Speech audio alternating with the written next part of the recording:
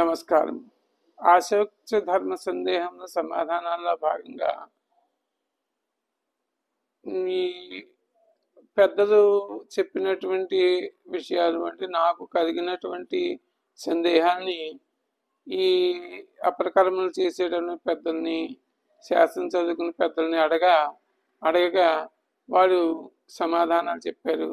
వాటిలో కొన్నిటిని మీకు చెప్పే ప్రయత్నం చేస్తాను. ఒకరి ఇంట్లో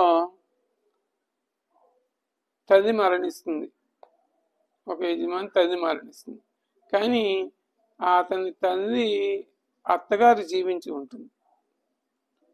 అటువంటప్పుడు ఈ తర్పణాలు ఇచ్చేటప్పుడు, కర్మ చేసేటప్పుడు కానీ, తర్పణాలు ఇచ్చేటప్పుడు కానీ, లేదా ఆబ్దికాల్లో కానీ మనం ఈ వసు రూపము, రుద్ర రూపము, ఆదిత్య రూపము అని 3 రకాలుగా తల్లి అత్తగారు, ఆ అత్తగారు అత్తగారికి ఈ తర్పణాలు కానీ, ఈ తిరోధకాలు కానీ, పిండ ప్రదానాలు కానీ చేయటం జరుగుతుంది.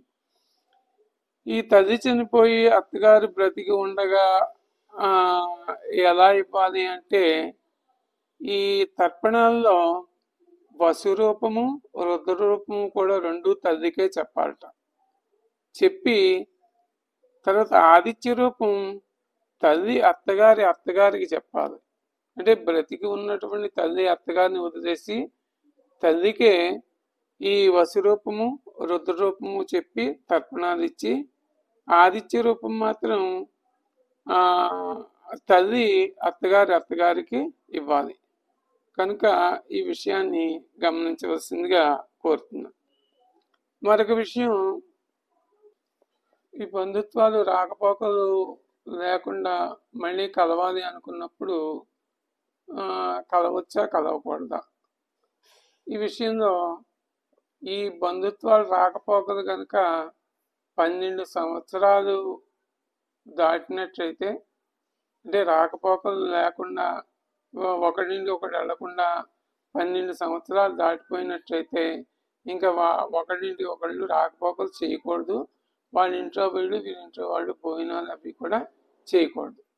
12 సంవత్సరాల లోపు రాకపోకలు ఉంటేనే అక్కడికి వాళ్ళ ఇంటికి వెళ్ళటం అనేది జరగాలి. అంచేత ఈ విషయం ముఖ్యంగా గమనించవలసిందిగా కోరుతున్నాను. అంటే రాకపోకలు తగ్గిపోయి 12 సంవత్సరాలు దాటినట్లయితే తిరిగి వాళ్ళ ఇంటికి వెళ్ళకూడదు. ఈ విషయం గమనించవలసిందిగా కోరుతున్నాను. నమస్కారం.